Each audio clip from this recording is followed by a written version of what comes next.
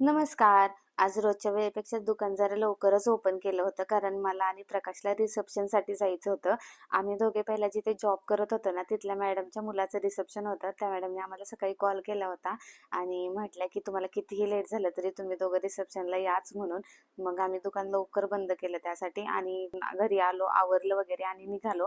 जाता-जाता petrol भरून घेतलं, कारण रात्रीची वेळ होती. कुठं पेट्रोल संपलं तर उगाच परत वांदे व्हायचे. त्यामुळं पेट्रोल भरून घेतलं आधी. त्याच्यानंतर आम्ही देऊळगावमध्ये पोहोचलो होतो. रिसेप्शन देऊळगावमध्येच होतं आणि खूप भयंकर थंडी होते आणि रात्रीची मंदिरं खूप सुंदर दिसतात, कारण त्यांच्या लाईट्स वगैरे खूप छान वाटत होतं मला.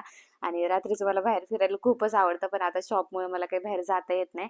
आणि फायनली आम्ही रिसेप्शनमध्ये पोहोचलो होतो. आणि खूप दिवसानंतर मी भेटणार होते सगळ्यांना, कारण ते पण जॉब करतात. त्यांना काही माझ्याकडे येणं होत नाही आणि माझं शॉप असल्यामुळे मला त्यांना भेटता येत नाही. आणि खूप वर्षानंतर भेटल्यानंतर खूप छान वाटत होतं. मी खूप खुश होते सगळ्यांना बघून. ते सगळेजण माझ्यापेक्षा आणि प्रकाशपेक्षा दोघांपेक्षा आमच्या ते वयाने खूप मोठे आहेत. सगळेजण खूप जीव लावतात आम्हा दोघांनाही, एकदम त्यांच्या मुला-मुलीसारखं. आणि फायनली आम्ही ते नवरा-नवरीला भेटलो. त्यांना शुभेच्छा वगैरे दिल्या त्यांच्या पुढच्या आयुष्यासाठी आणि जेवण वगैरे केलं आणि रतन मॅडमला भेटले. त्या खूप खुश होत्या आणि मी देखील खूप खुश होते त्यांना भेटून. असा होता आजचा माझा दिवस. भेटूया पुढच्या ब्लॉगमध्ये. Good night.